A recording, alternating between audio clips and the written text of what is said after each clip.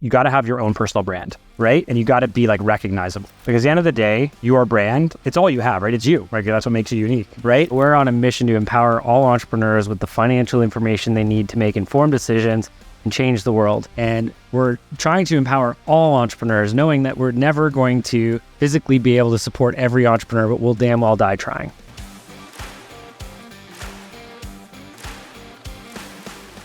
Good day and welcome to the Wealthy Entrepreneur Podcast. I'm your host, Bob Gover. I've got a very special guest here, Liam Morin, who I'm going to introduce you to in 1 second. But I just want to remind you that this is the place where we dissect the elements that contribute to entrepreneurial success, from mindset and leadership to profits and revenue.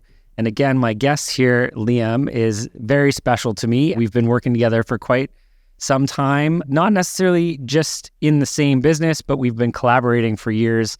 We're going to talk about sales mastery and building and sustaining client relationships. So, Liam, welcome formally to the podcast. Thanks. Great to have you here. Yeah, it's awesome to be here. And for those people who don't know you, maybe you could give a little bit of a background of, where you grew up, how you got into the business, how you got into sales, and how you became the master of sales. I'm not a master, but sure. So I'm born and raised in Toronto, which is about an hour and a half west of where we are right now in Peterborough, Ontario. And I got into sales actually through a current client of the firm who I found out was a client many moons later. I know who it which would be a gentleman named Ben Stewart, who runs a company called Canada Property Stars, which used to be called Springmasters Canada. When I was 17, almost 18, I was standing at a bus stop at York University, and there was one of those paper ads with the things you rip off, and it's like, do you want to make $500 a day working with your hands? And I, which in retrospect sounds weird, but I took it, I called the number. There was a weird group interview at this giant warehouse on this really sketchy place near York University.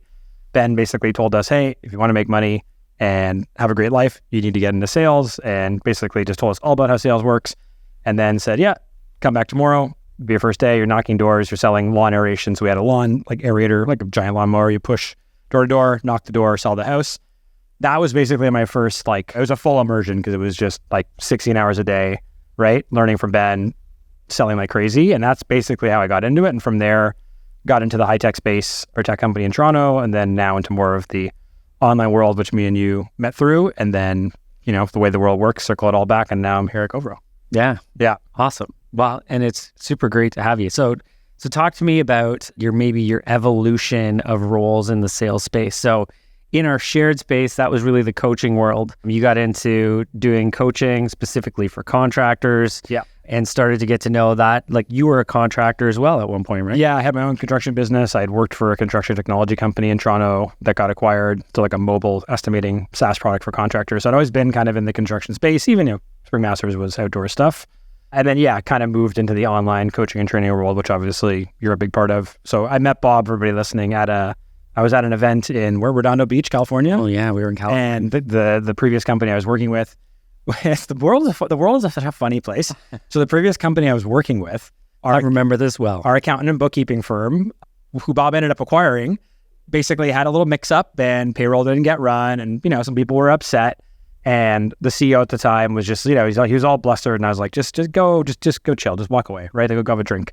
So I sat down, and Bob's like, what's wrong? And I was like, our accountant and bookkeeper sucks. He's like, I happen to run an accounting and bookkeeping business. Funny, I happen to know a thing or two about making those things happen. And at the time, you probably had no idea, maybe you did, that you were going to acquire that company. I won't name them. No. And it's all good. But it all got started out. We hired Bob. And then I basically realized, hey, most contractors, most small business owners, I kind of known this from my own experience with running a business, but also with just working with so many contractors at Joyce, was that they don't really have a good grasp of their numbers, profitability. I mean, a common problem for all entrepreneurs, but just really a lack of good financial data and understanding of their books.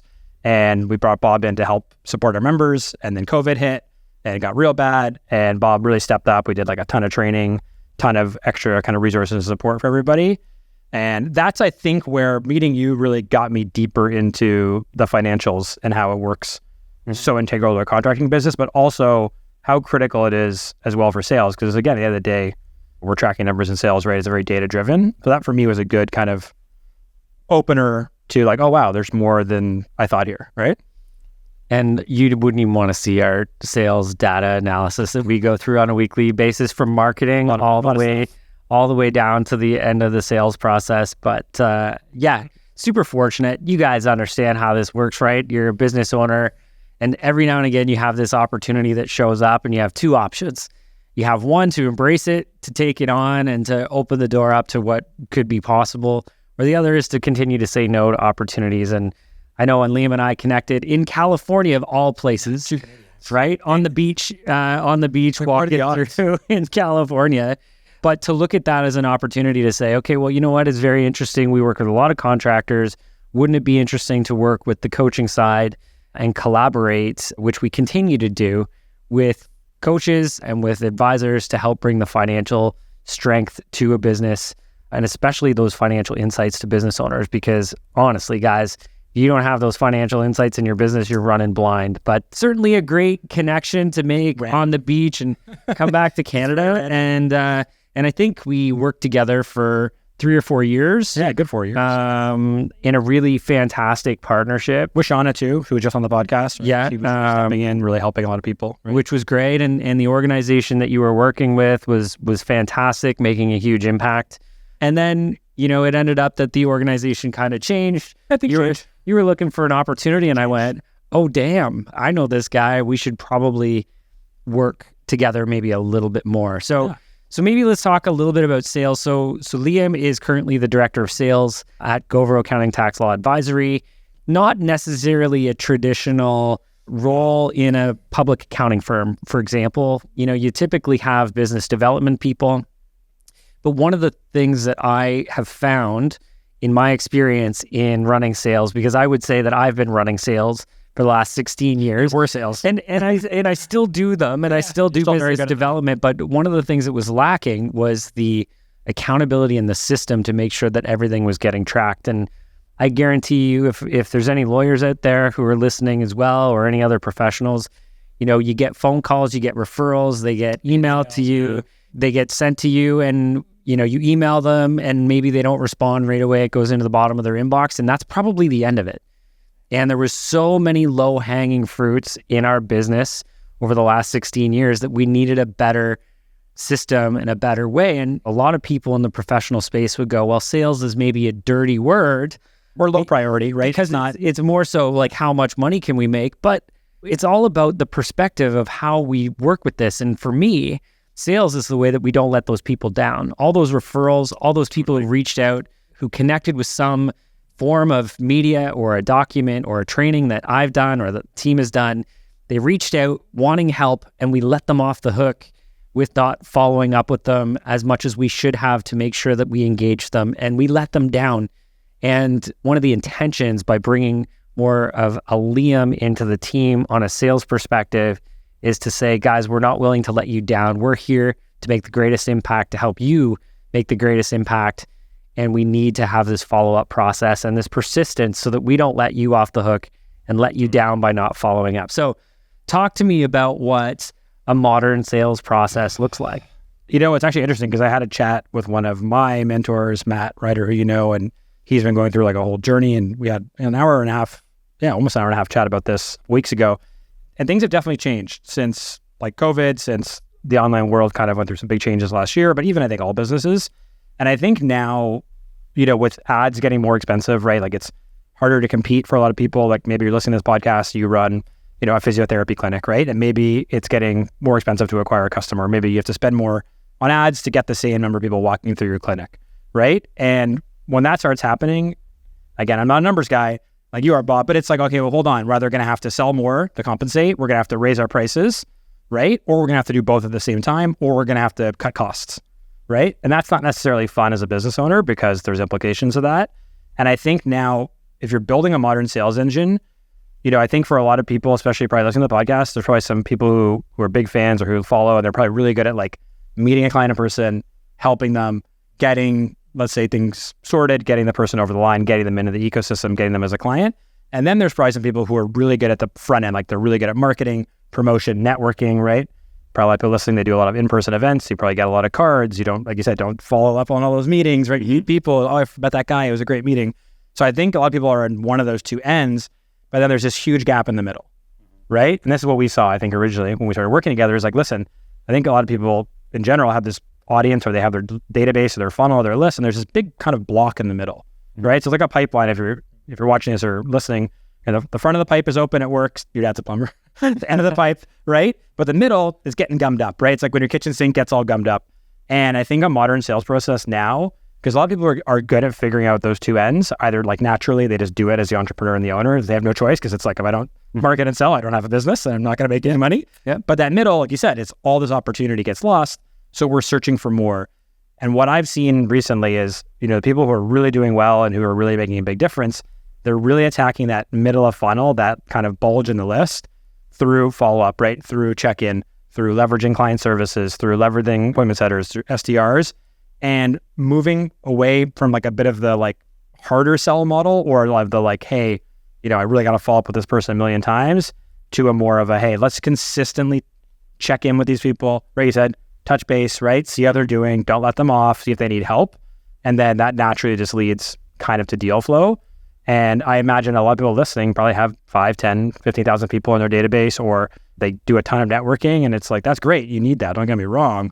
But if you're not doing anything with it, yeah, right? Like, you're kind of just sitting on it, Yeah. And, let's talk about the evolution of our business for the last 16 years. So it started out, business development was shaking hands, going to events back in the day. And then, we started with an online presence, which was organic, because that's what we thought we had to do.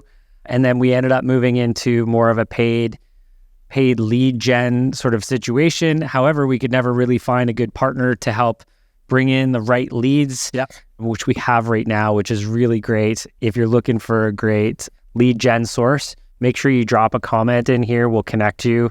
Valor Media out of Australia, they're incredible to work with. But guys, also shout out to the GoVro marketing team, Catherine, Brittany. Oh, for sure. Absolutely amazing people, like killing it. So the evolution, again, we got into some paid ads, and then we brought marketing in-house as well. And we started bringing up really good brand recognition, started doing lead gen through creating documents and trainings and, live events and video. And, the whole thing's evolved, podcasts, right? Yeah. So we're hitting people in every way, but that part works and you generate sales out of it. But the idea is that 90% of those that aren't really following up with you, you're losing them off the back end, because you're just not following up with them. And truthfully, we just had a new client today get on a call for the first time, fairly substantial business. He's been following our stuff for the last 4 years. And just this time, our team reached out because they clicked on a document to download. Our team reached out and booked them into a call. They've been waiting for it, right? Waiting for the right opportunity.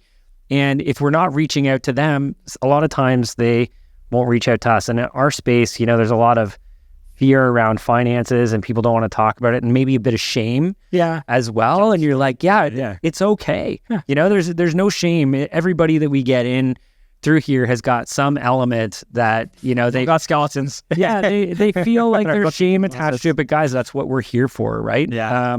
But the same would be with any of your businesses. If you've got a roofing business and you're looking for individuals to obviously replace the roof or do the shingles, there's going to be people who are like, oh, I need to do this. And they reach out, but they don't want to follow up.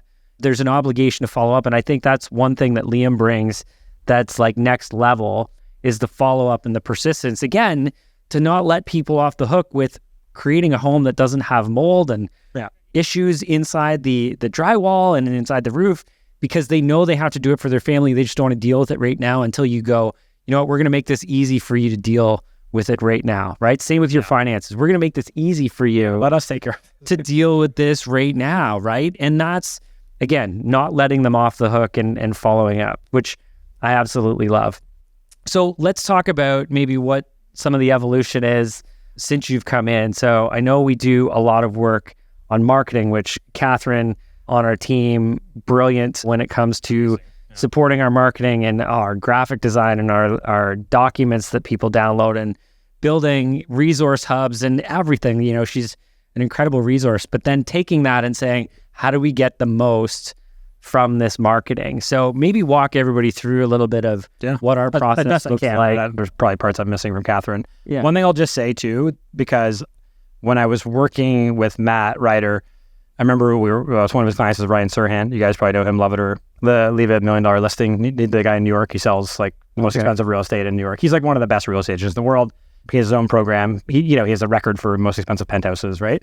Anyways, he follows up with people like he's got like 8-year follow-up deals. It's literally nuts, right? Yeah. Like he just follows up, but that's not even the most important part. The most important part is that his whole philosophy in business, which I think is something you've nailed, is I think anybody listening to this can really take something from is he's like, you got to have your own personal brand, right? And you got to be like recognizable because at the end of the day, your brand, it's all you have, right? It's you, right? That's what makes you unique, right? And a reason a lot of the marketing I think really works at GoVero and why you've been successful, why the company's done really well recently is that you get out there, you do podcasts, right? How many events did you do last year? Like 40? Too many. Don't ask his wife how many. Yeah, how many events he did last year? Yeah. How many flames you got? One short of half of everything I own. Let's put it that way. Just that it's like if you want people to recognize you and work with you, right? Well, they got to know who you are and they got to know why they should work with you. And I think having a personal brand at the end of the day from a marketing and sales standpoint is one of the best things you can do. And at the end of the day, it doesn't actually cost a lot of money because if you're willing to network and do podcasts and do events and just put yourself out there and do ads, and it's not fun. Like shooting ads is not fun. No, it's very hard. It's very hard. It's very time consuming. It's draining. It's very emotionally challenging, right? Like these things are not easy, but when you believe in your purpose and when you believe in that, then you'll do whatever it takes, right? And I usually say this, we're on a mission to empower all entrepreneurs with the financial information they need to make informed decisions and change the world. And we're trying to empower all entrepreneurs, knowing that we're never going to physically be able to support every entrepreneur, but we'll damn well die trying. And that's what it means to believe in something and go out and do all the, do the podcast, do the presentations, do any of the conferences that we go to, write the books, have the meetings, all of that stuff because we believe in it. And I think it starts there too. Right. And again, like one of our core values at GoVero is all in. And it's like, if you're going to do it, go all in, right? Like if you're going to do marketing, do podcasts, do book. Like, you want to write a book, write your book, right? Like, I didn't realize when we said all in that meant all in on Bob's time. All in Bob's time. Yeah. Bob doing. Oh, okay. The third podcast Bob's done today, I think, back to back. So when I came in, I think there was like some, there's obviously some system stuff. We had contacts in some databases. We had HubSpot.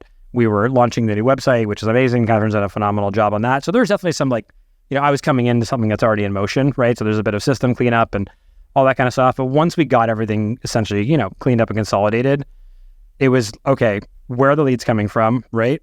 What's their journey? Like, where are they getting bottlenecked, okay? Like in the pipeline, so to speak. And where do we have to interject more, let's say, touch points or people or communication, right? To get them to move kind of through the pipeline. And every one of you listeners is going to have a different process, right? Some people, your business is people literally coming off the street into your business. And like, that's the start of the process. For us, it's usually, they download a book, they listen to a podcast, they go to the website, they call the front desk, whatever. But it's like, okay, they start here, they end here, which is, hopefully they become a client and engage some of our services. So the kind of thought is, or what we looked at is, okay, well, what are the steps in between all of that, right? Like if we start Keith Cunningham, your friend and mentor, we start with the end in mind, right? Like what do we have to do to reverse engineer that? And again, I don't think, this is not me boasting or anything, but I don't think many accounting professional services firms really do any kind of, let's say, like outreach like we do with our setting team. No, because they feel like it's maybe a bad word. Sales is like a bad word. Or it's intrusive, right? It's like the clients don't want to be bothered. But it's, again, if it's the fact that, it might sound like a dirty word, but you're also willing to let everybody continue to suffer without providing them a solution. And we're just committed to that more than anybody else. And I think it's a wonderful thing. I think it's great. I know we have a lot of fitness people who are in the space that are GoVero fans and entrepreneur fans. And it's like, are you going to tolerate when your client's like, oh, I don't want to come today, or, I want to change the diet? It's like, no, you're letting them down, right? Absolutely. It's the same thing. So that's where we saw the gap. In my mindset was like, hey, listen, you know what? This looks like a prime opportunity to have a team of setters, phone, email, text, right? And for those of you listening, those would be generally people who probably aren't going to like do a proposal or do an intake or a consultation with a client. They're not going to demo a product, right? They're not going to do the assessment. Like if you're a chiro, they're not going to actually do the work, right? If you were a lawyer or a partner, the ones kind of before that in the process. But my mindset was like, hey, let's just get setters attacking this. We have their contact information, right? There's probably people who years ago, right, like submitted a request and it fell off the radar, or the person they were dealing with left the company, or, they changed. Again, there's a million factors, but we started doing that and we just started seeing, again, from what I have been doing before, very good ratios, response rates, KPIs of, hey, this is how many people are, actually booking in. This is how many replies we're getting. This is our book through rate. And I was like, wow, this is great. Like, this is our no-show rate. We're getting very good numbers. One thing about Catherine that's amazing is she's very much obsessed with benchmarking the industry averages, but I think it's just great. And I was looking at it and going, wow, this is what we're doing with, a kind of rough system, right? And again, I think everybody listening, guys, like, just rough it, right? Like, it doesn't have to be perfect. And make it better. Yeah, you don't need, like, do you need HubSpot? Maybe, right? Maybe you'd need like a very cheap basic CRM. Maybe you can just like an Excel sheet, right? Like, don't let, I think a lot of people let the system become the excuse of why you can't make progress. And it's like, well, hold on, let's just do stuff. Yeah. Right. And that doing stuff is activity. But build your database too. Yeah. Like, store the contact somewhere. Yeah. I need it because here's the thing, somebody comes into your universe one time, they're interested in something. If you don't follow up with them, engage them, share more value, give them something else, a tip, right? Yeah. And when Liam talks about setters, he's talking about really somebody who's outbound reaching out to the clients instead of them reaching out to us. Yeah. Right? So they usually reach out, clients usually reach out, or prospects, and they download something of interest or they watch something, but it really stops there until we reach out to them and say, hey, were you interested? Would you like to know more? How can we help you? How can we support you? And we follow up with people persistently to make sure that we're satisfying their needs. And sometimes those people don't end up being clients, but we're helping set them on the right path. And that's part of our mission too, right? So even if they don't end up working with us, we're still supporting them. That's fine. Right? But this wouldn't happen if we didn't have somebody reaching out outbound to be like, hey, what's going on? What's your problem? How you doing? It's been a while. Yeah. Right? And sometimes, people just literally reply with, hey, sorry, I've been busy. I just had to get back to you. And the last email was like a year ago. Yeah. Right? And we all know what that's like. We do. We're all busy. Yeah. It's fine. And I take it personally, guys. I think that's the one thing too with modern sales. And I think just in general, a lot of the changes, because sales is going through a bit of, I'm not gonna say it's like a recession. That's not the right word, but for a good period, 2008, 2009, right? It was definitely like a wave. And I think a lot of people were riding it. And there's a lot of, sales. I think just the sales industry, went through a big period. Like Cardone kind of started it in 2008, 2009, and with the whole like, let's treat sales like sports with training and focus, right, and dedication. And I loved it, by the way. I love like so when I started working for Ben Stewart, me and the other guys were too poor to afford the Grant Cardone like 15 DVD set, because I think it was $1,500. Cardone U. Yeah, this is before Cardone U. Yeah, this is when he was doing direct mail DVDs. Oh man, almost 20 years ago. So me and a bunch of guys. Yourself, by the way. No, it's okay. So me and a bunch of guys, with 5 of us, chipped in all together to buy it and then just pass it around. Like, so one guy would watch it, complete it, go to the next one. But yeah, it's been on a bit of a tear, and as you know, in accounting and finance, what goes up must come down. Mm-hmm. And I think just a lot of the tactics have changed. The market's kind of become smart to a lot of things, and a lot of, I love Grant, but there's a lot of very like aggressive tactics, right? Which listen, it's okay for certain niches. Let's learn them. Like, be aware of them. Be aware of them. They don't work for everybody. And I think the biggest thing is like, you have to just be able to like be humble that people aren't going to buy from you, but also just kind of lose the ego, detach from the whole thing, and just go, you know what? It's not about me making the sale or my business acquiring a client. It's about, did this person have a great experience going through our process? If they did, like, you can hold your head high. If the outcome of that is that they bought from you or became a client, then awesome, right? But that can't be the goal, because then you have the wrong incentive, I feel, right? Or you're going to get motivated for the wrong reasons. And you're never going to please everyone, and that's okay. I had one of those yesterday. We all know that, right? Entrepreneurs, like, we know that you're not going to please everybody, and that's okay, right? But if you believe in your mission and you're doing things out of integrity, with good intentions, sales process is very, very important. For me, I look at my team. We're now a team of 99, and we continue to look for opportunity for every single person on the team. If I don't create opportunity for people, they will go somewhere else where there is opportunity. And for you as a potential client or as a client of ours, we want to make sure that we always have the best people. If I don't create opportunity, I will not have the best people. So we must grow, right? Opportunities need to happen. And, when we look at the sales process, one of the interesting things I would say, and maybe there was a little bit of a recession when it came to the sales process, or there's a learning curve, or maybe a little bit of a faux pas, a stigma attached to it.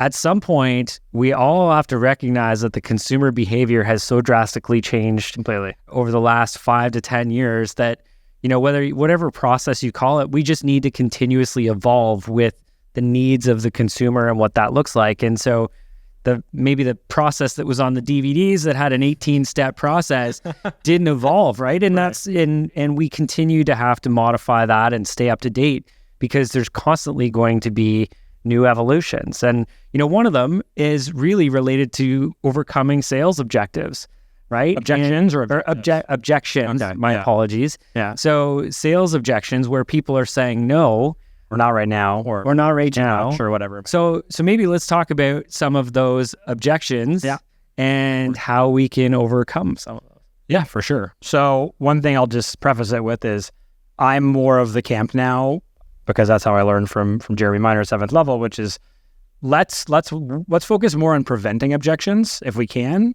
versus dealing with them, because it's a little bit easier at the end of the day to prevent. Like prevention is the best medicine. It's easier. That's the evolution, right? That's the evolution, because it was, how do we deal with them? We're going to have them come up. How do we deal with them? That was, 3 years ago, that was the strategy. It's like, okay, right? But now it's okay. Instead of that, how do we create language that maybe avoids those sort of or objections that makes people feel much more comfortable? Absolutely. It makes people feel much more at peace. So I think that's the big change is like, hey, let's just work on preventing these objections. So I think, again, for a lot of people listening, you're running some kind of business where you're heavily involved, right? You're wearing a lot of hats. But at the end of the day, you're going to be charging or pricing your customers based on either, I'm assuming for most people, Bob, like hourly rate, set rate, right? Or it's custom pricing. There's going to be some version of that, okay? Either you're going to give them a quote or ongoing market rates, right? Like it's commoditized, right? Yeah, this is just the rate that everyone charges. Except, you don't remember, guys, we don't compete on price, right? then we become a commodity. But given that, right, we know it's not like we're doing, complicated pricing structures, right? Or like rev shares. It's pretty simple. So given that, I think, again, for a lot of people, you have people coming through the front end of your business, right? We talked about the top of the funnel. They're coming in, and it's very easy for us sometimes, I think, as entrepreneurs, especially when we're having a bad day, people yelling at us, right? And someone quits, and you're just like, bad days. And then someone's like, oh, it's, your price is too high. And you're like, oh, you know what? You just don't see the value, and you don't get it. And like, that's unfair, and I'm the best. And like, that might be true, but at the end of the day, doesn't really matter because they didn't buy from you. So let's reframe that. When you have people coming to the front of your process, so I'm going to go with the price objection because it's probably the biggest one people are getting. Fair. It's very easy upfront, and we do this a lot on our internal calls, because again, I'm going to be honest with you guys, a lot of people coming to us who, when they've been with a local small town person or someone's on from church has been doing their books, right? Like they've been paying below market rate because it's a friend or family kind of just, doing it casually. Mm-hmm. And now they're coming to a professional firm that's licensed, that's insured, that has standards, right? Like, well, guess what? You're going to pay more at the authorized dealer. Multiple levels of review. We're bonded, right? Like there's a whole process we have to go through for Bob to get everything accredited every year. It's like you go to the Mercedes dealership, it's going to be more to service your Mercedes there than at the random mechanic around the corner, right? Like that's just how it works. It's got the right technology, the right mechanics, he knows specialized knowledge. He's familiar with like this kind of work, right? Yep. So knowing that, what's really important, I think, for everybody is when people come in, a very easy question you can ask all of your customers, because this will kind of flesh out what's important to them when you're kind of going through that initial process. Like again, let's say you're a physio or you're building decks for people. Doesn't really matter. What we want to do is ask ideal criteria questions. So let's say, again, I'm running a deck and fence company because I used to run one. So it's an easy example. I know we have a lot of contractors in our network. You go to someone's house, they're going to probably say like, okay, cool, take the measurements. Let me know how much it costs, right? That's fair. That's not abnormal. What we can then kind of do, and anybody can spin this, is go, okay, great, happy to do that. I'm going to take my measurements. Just so you understand, this is actually my process, how I work. I'm going to take your measurements, right? I'm going to maybe do up a drawing. We're going to talk through some things. Then I'll send you a price. But before we do that, I want to know, and this is the most important question, guys, called ideal criteria, solution awareness, right? Just so I understand, what's the most important XYZ, we could say, characteristics, qualities, factors, whatever, for you in this deck and fence project or for you working with a deck builder, right? What's your ideal criteria? Well, I want this deck done in 2 weeks because I'm putting this property up for sale. And I got to get it done because if I don't, I can't put photos up, I can't list it, I've already bought my other house. This person's time bound. Mm-hmm. Speed is critical. Okay, so you want this deck done fast, right? That's a huge priority to me. Okay, what else?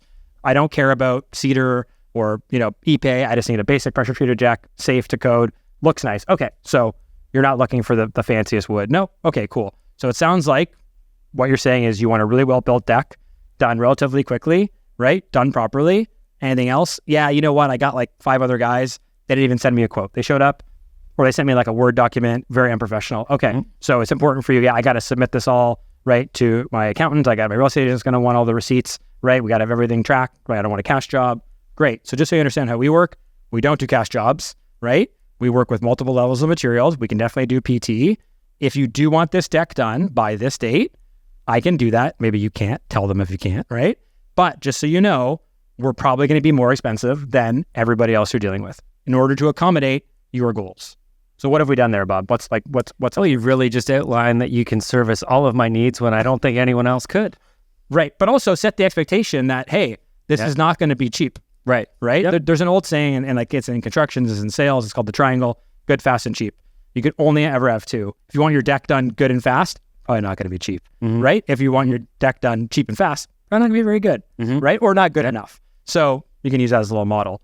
This ideal criteria question, it's super important. Now, again, let's say you run a physio practice, right? And someone comes in, they go, you know what? I had this on and off injury, right, for years. I've been to doctors and stuff. It's like, okay, tell me more. This is what we call solution awareness. Like, what have you been doing to try and solve this leg issue?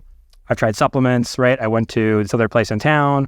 I saw this guy. Nothing really worked. Anything else? Yeah, I did some home research. Okay, so it sounds like you've been trying to solve your leg problem, your accounting problem, your whatever problem, right? But you haven't really found the right solution. Yeah, totally. I just need to get this fixed. Okay, so what's important for you? Getting the leg fixed like immediately, right? Or finding out the root cause? Again, that's another way to ask ideal criteria. So we can figure out what's really been affecting you versus maybe these people have been treating the symptoms. Yeah, I just want to know what this is, right? Again, what we've done, we've figured out what they've done to try and solve it. Hey, they've gone to our competitors maybe. Maybe they've done nothing. I've been sitting around eating chips on the couch. Okay, you haven't really done much. That's not going to work. Not going to work for fixing your leg probably, right? But now we know, right? And this gives us ammo, guys. A lot of our objections we can kind of deal with upfront if we know what's important to them. Because if someone's really concerned about getting things done on time, then we're going to kind of sell for time. If someone's like, you know what? I've had 4 CPAs in the last 6 years, and I just can't find a good CPA that I can trust or that understands my business. I just want someone that gets me, and I want a relationship. How often do we hear that, Bob? I want a relationship. I just want somebody who returns my calls, who answers my emails, who doesn't disappear in the middle of the year, who can help me with a customized plan, who files my returns on time. Yeah, right. We hear it all. They're going to tell you. People are going to tell you. They're going to just start giving you what you need to be able to kind of get them over the line, right? Because once we know that this person, listen, like, well, they've had 4 accountants, no one's been able to help them, right? What's the gap? Okay, so Jeff, right? Just so I understand, like, aside from obviously doing your returns on time, right, answering your emails, getting back to you like a normal person, right, very reasonable. What else is important for you, like in a really good accountant? I have 2 other businesses, and the other guys, they didn't do real estate. They didn't really feel comfortable doing it, so I had to work with another accounting firm, and I also had some contracts I needed done, and they didn't know any lawyers. It's like, okay, great. We have some lawyers we can refer you to, or we have a lawyer in-house, right? Or we actually have a great relationship with another firm, right? Because you've been doing your networking and you have your strategic partners. You need to make it so that the person has no reason essentially not to buy from you. And if you're going to present the solution, that's, again, what they think is their problem. And it might not, as we know, what they think their problem is might not actually be their problem. True. Right? Yep. They might think they their don't problem. always know. Right? They don't always know. And it's your job as the expert, right? I don't go to the doctor telling him I know the problem. I go because I want to find out. That's your job, guys. So, although I do feel like I have to do that at my doctor's. Is that weird? I think they have a term for you in the medical industry. They say, do you Google? Like, I've had my doctor. Oh, they hate it. The WebMD. Yeah. No, but my doctor has actually said, have you tried Googling this? And I went, yes, I did. Well, what came up? Well, let's try it right now, is what he said to me the last time. Anyway, one of my buddies, that is weird. Is a surgeon, an orthopedic surgeon, like very successful. And I got some blood work. And I was like, hey, like, what do you think about this? Like, some of these measurements look high. He's like, we need a real doctor. He's like, I'm a surgeon. He's like, get a real guy in here to look at this. I was like, fair play. Thank you for being honest. But back to your point and sorry, I took you off there because it was weird. But yeah, back to your point of the clients don't always know the exact problem that they need solved. It's our job as the expert to say, okay, this is what the outcome is that you need solved. Let us tell you what it is that you need to get the outcome. And also, like, I think it's really important, guys, a lot of objections can be prevented if you just explain your process to people, right? Because if your process is multi-step, or there's a deposit or a retainer, and then we charge fees, but you don't go through that, those are the things that often will hold up deals, or will get objections. Like, well, you didn't tell me there's a deposit. And like, what do you mean I have to put money down? Or, oh, what do you mean you need my documents? Or I have to come back for more appointments? Or like, I have to come in every month, right? Like, people want to know what's involved. And if we walk them through that up front, it's going to prevent a lot of objections. Because again, another thing, like Bob said earlier, people will often overthink their problems. Like, oh, my books are so bad that no one's gonna be able to fix them quickly enough. Or you know what, like I've been so many years behind on my taxes and it's too far gone. Or again, someone's been like, well, I've had this leg issue for 6 years and no one's gonna be able to fix it. It's your job to like reassure these people and tell them like, listen, this is what we do all day. And this is the process we have so that we take care of it for you. That's gonna help them feel at ease. Again, there's gonna be less fear, there's gonna be less resistance, and then it's easier to walk them through, again, your process. Because if someone comes in off the street at GoVro, right, or they call or they email, essentially the process of them getting the work done, like once they become a client, it's all the same. Yeah. Right? No matter where they came from, more or less, right? Is that fair? Yeah, that's fair. And you guys, again, you can all do this in your business because whether they emailed you or came in off your webinar or walked into your office, it's like, it needs to be that same process. And the other reason why, and I'm sorry I'm belaboring this point about process, is that every one of you guys listening at one point, I think hopefully is going to want to not do all the sales for your business, right? At one point, you're going to want to hire a salesperson. You're going to want to take some of that hat off. And if there isn't like a rough process, then what are we going to give that person? Yeah. Right. And even if you are still doing the majority of sales, probably the earliest thing you could do is bring in support to help on the follow-up side. Because here's on the appointment setting. Right? Here's how I want to kind of end this last piece off here, Liam, is to ask you 3 things, and I'm gonna give one to start, but 3 things that somebody could introduce in their business right now that would increase their sales or improve their sales process. So the first one I'm going to jump in on to give you a few seconds to think about your top 3, although I feel like he's already got it. I got 10, but he's got it locked down. I want to hear your top. My top one, though, is follow up and be prompt, because I can tell you in my experience, and for me personally, over the years, very good at helping find the solution that people need. I'm very good at that. Our team is very good at that. We're experts. We work with entrepreneurs to solve that problem. What I found was my greatest downfall was that I would solve that and I would have a meeting with somebody. We'd solve the problem on the call and they'd say, okay, well, just tell us how much it's going to cost. Let me pay you money. Yeah, let us pay you money. What's the next step? And I would say, okay, well, I'm going to follow up. I'm going to give you a proposal. You're going to sign the proposal and we're going to get you onboarded and yada, yada, yada. And then I would go right from that call on to the next call and I would do the same thing over and over and over again. And I've solved all of the problems and I've got verbal confirmation about all of these deals done, but I never send the proposal. I don't want to say never, but you get busy, you forget about them. And there's sometimes that things slip through the cracks. And that lack of follow through and immediate follow through really loses people's interest, because there's one thing called buyer's remorse, where if somebody is on a call, you create a solution, they have a somewhat of an emotional response, where they're like, oh my God, you're going to solve this problem for me. Oh my God, yeah, please, you're my hero. We want to pay you right now. And the longer you leave it to follow up with them, the less emotional response they have. So the less likely they're going to still sign on with ease as they would at the beginning. So if I could give one, it's to make sure that you're promptly responding and following up with people. It may not be you, business owner. Doesn't have to be. It doesn't have to be, but you need some sort of administrative or sales process in place to support that, because otherwise you're going to continue to verbally sell and get all these confirmed deals that never actually are realized because we're just not following up. Liam, over to you and your top 3. Okay. I think, and just what Bob is referring to, guys, there is what we call like sales velocity, right? Like speed wins in sales, right? The faster you get back to somebody, right? The faster you reply to their email, get on a call with them, figure out their problem, the faster you can help them. Right. And if you wait 2 weeks to get back to their email, well, they may have gone to somebody else. And that's totally their right. And shame on you. Right. Yep. Like you've lost that. That's like no one's going to cry over except for you. Well, and let me ask you this. So in the sales world, there's, regardless of the industry, I would say, I used to think maybe the trades were the worst at this, but I don't know. Accountants are pretty friggin' brutal at this too. Of your 10 competitors, one client comes in, talks to all 10 of you. What's the probability that any of the other competitors are actually responding within 3 to 4 days? Likelihood is friggin' low, right? Yeah. So there's a lot of data. It's actually very well documented. So the first is that when a lead comes in, right, like whether it's they come into your system or they've talked to you, from that moment, like if we were to graph this, it's a very sharp diminishing return, right? There's a very short window, 24 to 48 hours, right, where we can probably convert them. After that, it just like falls off a cliff, right? And then from there, on average, usually 7 touch points is required in most industries to acquire one client, like minimum, That's average, right? So 7, that could be, 3 calls, a text, 2 emails, right? Like and one more call, like those are touch points, right? But even on the 3, if you're a consumer, you reach out to 3 people, the likelihood of any of them responding aside from 1 is really low. I'm trying to get be the one right now and stuff. Be the one. Be the one. It's an easy. It costs nothing. That's an easy response. So don't lose that opportunity by being the one person to respond. Easy close in that situation where there's frustration and you just happen to solve all the problems. And then guess what happens? Pricing goes out the window. We prevented it. Exactly. Right? Yeah. We've prevented it by winning. So top 3. So the first thing, and I've really come around on this, and I think you will as well, because I think it's been a big one for you. I think that most people listening, you're an entrepreneur, you're a business owner, probably the biggest thing you can do to improve your sales process is better to, we had Dan Martell on the podcast, right? You got to get control of your time.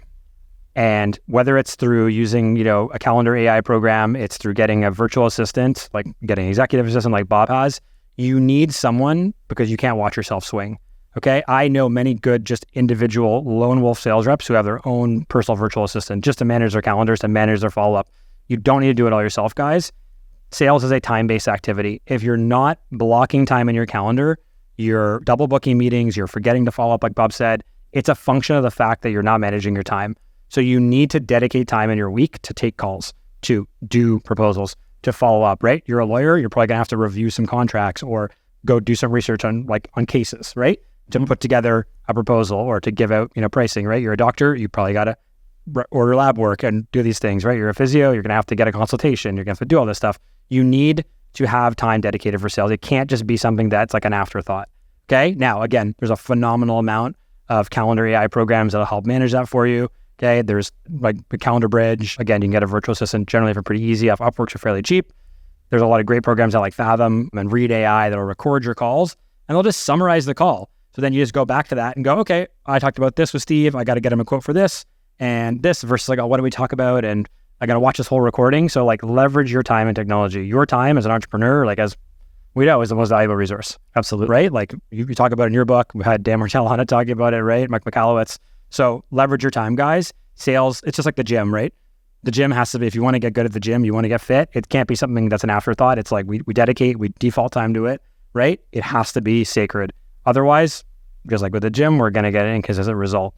Second thing, again, very, very, very, very simple. Leverage more than one channel for sales. A lot of you are probably really good in person or really good on the phone, or you do a lot of your business over email. Start leveraging other communication channels. If you don't text your customers, start texting it. They might hate it. They might love it. We won't know until we try.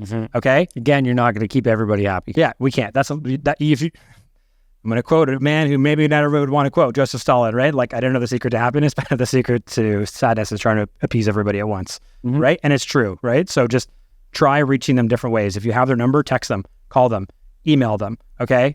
In fact, next time, just don't say who said that. Yeah, because well, I got to give, hey, like that's the original quoter, right? It's probably reappropriated for somebody else. Yeah. And there's, again, like it's just a very simple tactic.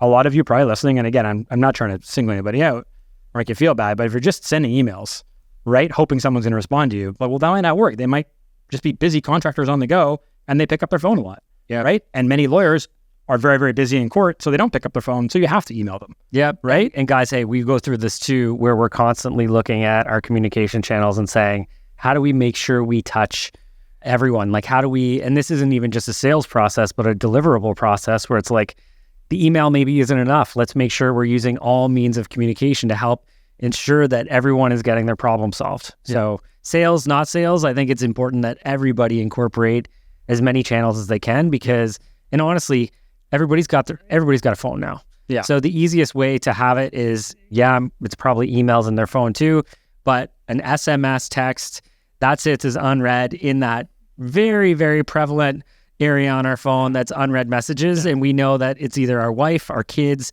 or the accountant who's looking for you. And it's all very important. All equally important. Your daycare expenses. Yeah, all equally important. Yeah. And then number 3, I think would be, and again, this is going to apply a little bit different to everybody, is try and keep just some very rough metrics about your sales, right? If you know roughly how many leads you're getting a month and you know roughly how many new clients you got that month, just on a whiteboard, on a spreadsheet, just keep some rough track of your main metrics. How many calls you're getting, right? How many meetings you had, how many proposals you sent out, how many new clients you signed, what was the revenue of that, like very basic KPIs. I know you have worksheets on this, right, that we give out. We're just basic financial metrics or KPIs. Yep.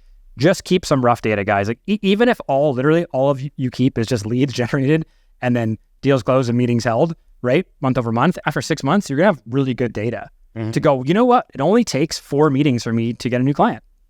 Okay. That's a meeting a day. Like I can do that with my eyes closed. Well, then you can start to predict your revenue. Then you can start to predict your staffing needs, your advertising spending. Yeah. So it just helps build out that pathway and clarity. Right. The really good way to test a bit of a BS sales rep is you go like, what's your closing rate? And they all go 50%. You know, it's roughly 50. No one's 50%, right? No, I'm around 50%. No, you're not. And it's the same thing. Most people are saying, I close if you are, your pricing is too low. Yes, come talk to us. Yeah, that's a problem. So yeah. And again, once you know, and again, the other great thing is once you know those metrics and you know have a rough idea of like, hey, this is how many chickens we got to put in to get this many eggs, essentially. Then you come and you talk to Bob and go, hey, Bob, I need to get my accounting done so I can go to the bank and show them my statements so I can get a loan to get more money to grow my business, right? Yep. It's like it all plays together, guys. At the end of the day, data is never going to be a bad thing. Even if it's rudimentary data, it's better than no data. Because if we don't have any data, it's like driving in the dark with your lights turned off. But definitely build your database at the same time. Like, get those analytics, but that doesn't always get emails, phone numbers, so you can follow up. Put them in a nurturing campaign where you send out an email every month, give them value. Tony Robbins talks about this a lot. Give more value than anybody else and you will always win the game. I completely agree. Continue to give value because like Liam said, I think you said 7 touch points. I think on average. I think that's now, average though, right? Like that's a very, and I feel like number. Now that number has gone up because of social media and the amount of constant pressure that people are always giving you, that I think it's in the 20s now. A mean or median is probably high teens. Yeah, which is wild. So we have to, if we want to be competitive and we want to continue to grow and evolve, we need to continue to give people more value, give them those extra touch points. Liam, this has been super valuable. I got all jazzed up. I gotta go follow up with a bunch of calls that I've had. You owe me some proposals. I'm all jazzed. Well, this is awesome. Guys, if this has been valuable, leave a comment in here. Share this info with anybody you know that is struggling with their sales process, with understanding maybe what the sales could look like in their follow-up, in any of maybe their client service or contacts, or building a database. There's been a lot of really good golden nuggets that have been shared in here. So drop a comment in. Let me know what you like. Make sure you follow this podcast. If you follow this podcast, we've released a podcast every week and we'll continue to do so as long as I shall live, because that's how I'm committed to it. And we're going to continue to offer value to you every single week. So make sure you follow it. You'll get a notification when next week's episode comes out. Again, share this information with those that need it and you think would benefit from it. Because again, we're on a mission to empower all entrepreneurs with good information to make informed decisions and change the world. And hopefully we can do that together. My name is Bob Govro. Liam, thank you so much for joining today. This has been the Wealthy Entrepreneur Podcast. See you next time. Bye, guys.